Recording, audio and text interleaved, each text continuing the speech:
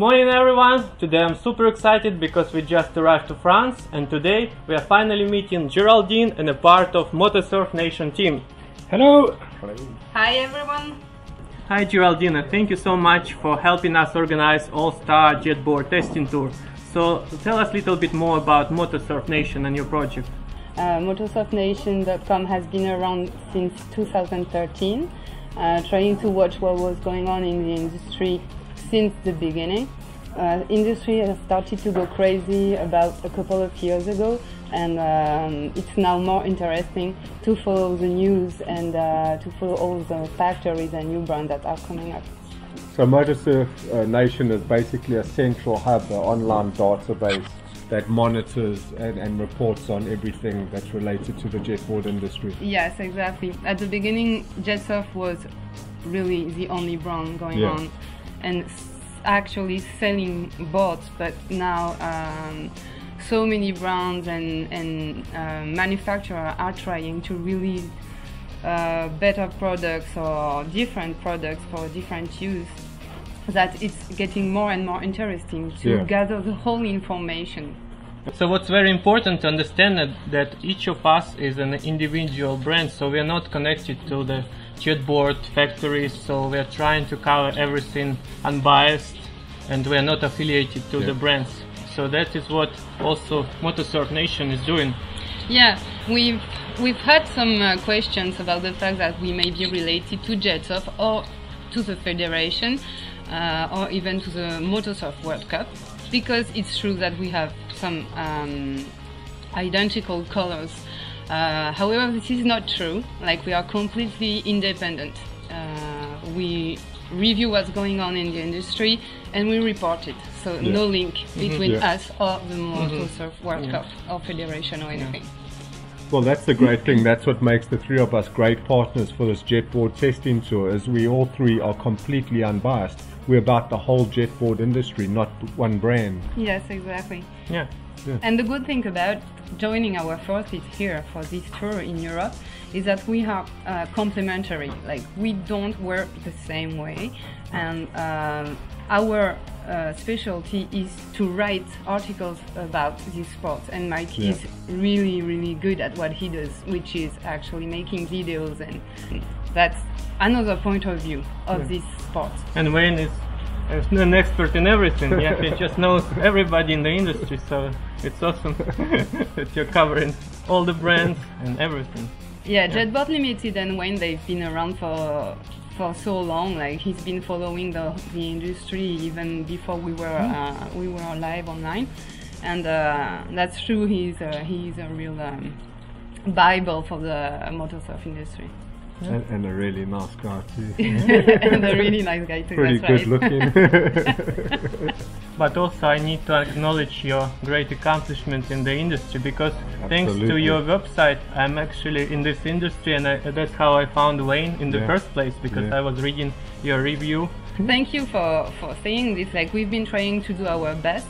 One of the good things is that part of the team is based in the US and the other part is based in Europe, mostly in France, and which helps us having an overall view, a global view of this discipline, because a lot is happening in Europe too, as you know. Like, some factories are in Spain, and like, it's moving a lot here, around here. Absolutely, yeah. And for us, the website is amazing. The MotosurfNation website, it really is a central hub. It's full of useful information. Anything you need to find out is on there. So yeah, it is. It's fantastic. It's great for all of us. Yeah, thank you. Having the database that is going to be here and stay in time is very important to us. Yeah. So Geraldine, you witnessed yourself how the industry grew from really small, where it was just basically jet surf and nothing else, and now we have so many new brands coming out on the market. So what do you think, how the industry is going to develop over the next years? Well, so much happened within 5 years, but it was the beginning. Now everything is going faster. You can see every day pretty much there is a new shop, there is a new board, there is a new factory.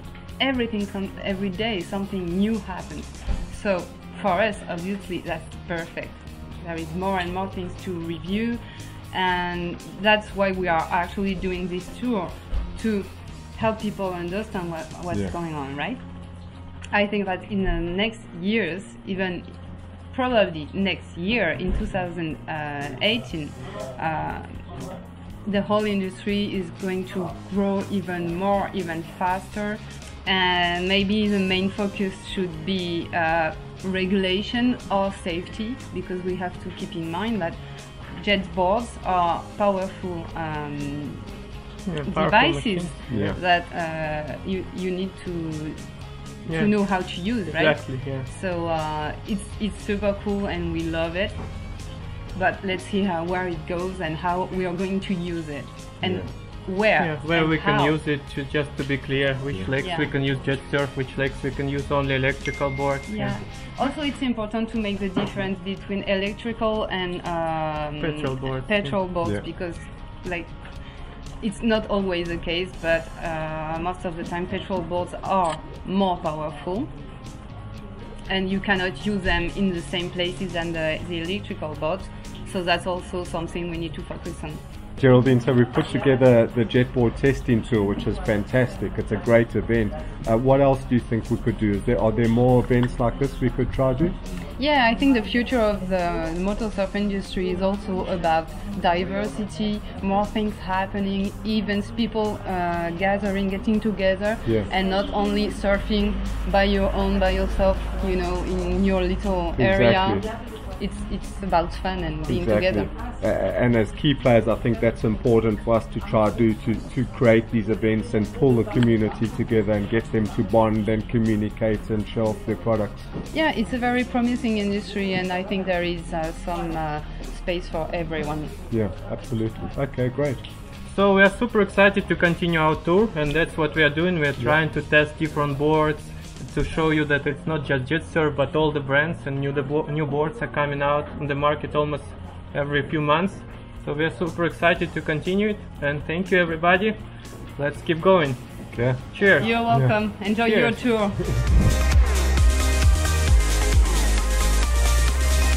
We're on the beach in France. The rain's finally stopped. Mark's going to review the Onean Carver and give Geraldine a lesson on the Carver. Should be quite interesting. Mark's done quite a few reviews, so we're not going to go into too much detail. It's more going to be about getting Geraldine in the water and Mark showing her what to do. Yeah guys, so I guess you've seen tons of videos. I'm a big fan of Carver, so I might be a little bit biased right here, but it's a fun recreational board. It's not fast, but it's really fun for the whole family to try. It goes slow, it's easy to learn. Basically most people learn how to stand up on this board on the first time they try it. Perfect for me. Yeah, so for girls and for lightweight people who weigh around 55 to about 65 kilograms, it can go up to 35 kilometers per hour. But for fat guys like me and tall guys like me, exactly, then it will go pretty slow, about 15 to up to 20 kilometers per hour. So don't expect wonders when it comes down to speed of Carver. This is not a speed board, this is a fun recreational board, so we must be very clear about it. So you're not disappointed if you're going Carver. Okay Mike, so could you tell us a little bit more about how to put the battery on the board and how to use it, if there are specific things we should know about it? Alright, so the battery lasts around 20 minutes and you have to charge it for around 2 hours or maybe 3 hours for the full charge. And I usually use 2 batteries because it makes more sense if you bring the board, which is pretty heavy, to the beach. It makes more sense, you have more fun and more time to run it. So let me show you how to put it on and how to get started. Okay, let's go. So here is the battery, and we simply need to unscrew the air plug from here, and then we put battery inside and we turn it. That's it. Super easy. That's what I like about Carver. It's very fast to put the battery in, then we screw it. We check security magnets, it must be here to start the board. And once you sync the board, you just press the button and it goes. That's it. Like, is there specific things we need to know about the synchronization maybe? Synchronization takes a lot of time. I had a special video on it, so we're not going to cover the whole thing. It takes 10 minutes, 15 minutes to synchronize. Sometimes you have to do it several times, so this is pretty annoying part about it. But once you do it, all you need is just press one button. You keep pressing it, it goes. You stop pressing it, it stops. And here, this acts like a kill switch, so if you fall, it just falls off and the board is shut down. Okay, so you can find the information about the synchronization on the specific video for that. Yeah, exactly. And most important, this is a floating device, so if something goes wrong, you can just paddle it on like a regular board. It's not like jet surf. You don't need to worry about anything. The water will not get inside. It's waterproof, so this is pretty easy. Yeah, you can rely on the board. And you seem to be using your board without the foot straps. Is it better without the foot straps? For guys like me who are very heavy, let's say heavy, so for me I have to stand a little bit more in front. Yeah. Otherwise the board doesn't run fast enough, and like I was saying, to get maximum speed you need to first lay down on the board and then get your speed going as fast as possible, and only when you get the maximum speed you try to stand up. And most people try to stand up instantly, so you press the button and you're trying to stand up and the board doesn't have enough power to lift you up. Yeah. Okay. So once you get running, you can try this handle as a foot strap as well, Geraldine. And for me, I have to stand more in front on the antenna to keep going. Yeah. So let's hit the water. I'll show you and see how it goes, and then you go. Let's go, guys. 3, 2, 1, go!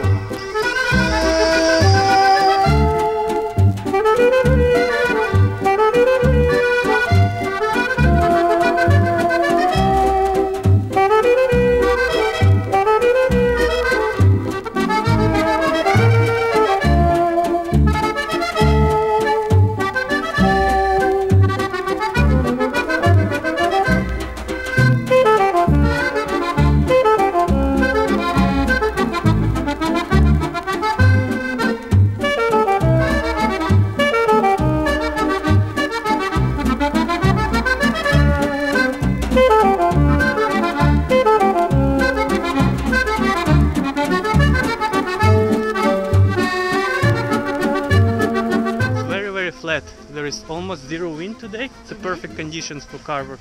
Usually I don't get so much speed like I was going today. Nice, I'm excited to start learning how to ride this board. So Geraldine, what are your first impressions about the Carver? Well, testing the Carver was pretty fun actually. I really enjoyed it. It didn't take that long to be able to stand on the board as a beginner.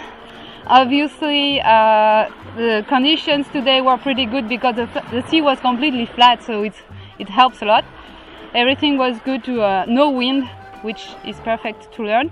I really liked it. In the first place, I didn't use straps at all, but then after a while I realized that I could actually use the handle here as a strap.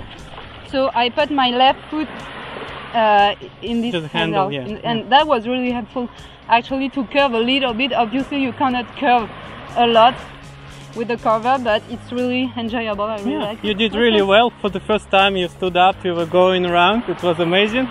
So I'm glad you liked it, and it's a cool recreational board. I think it's a fun for the whole family, and the battery lasts pretty long. What would you say? I could ride for a while.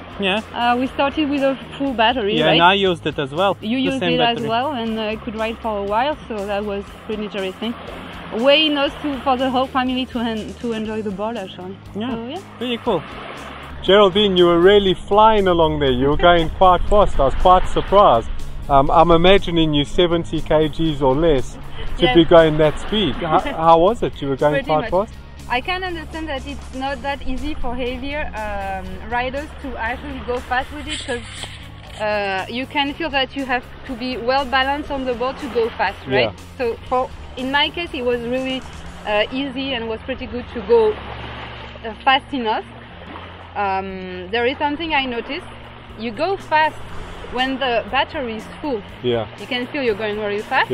But after a while, when the battery goes down, you can feel that the board is going slower.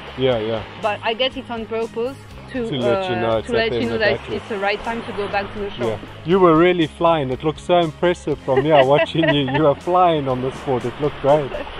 Thank you. I think the conditions really help anyway. Yeah, it does with the flat water. Yeah. Well done. Thank you.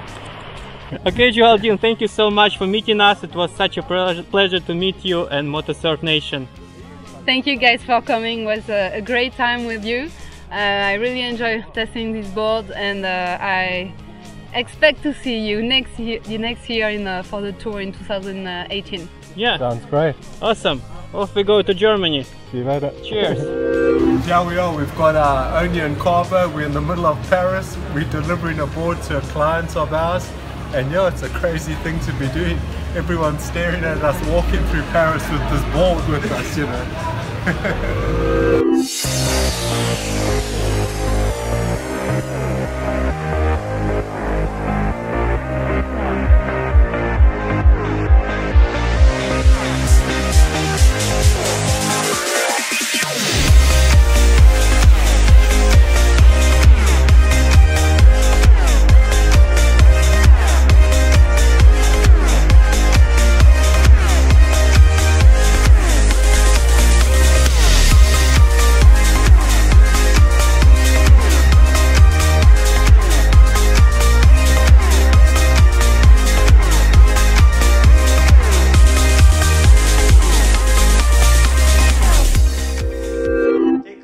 what it takes to make a great video.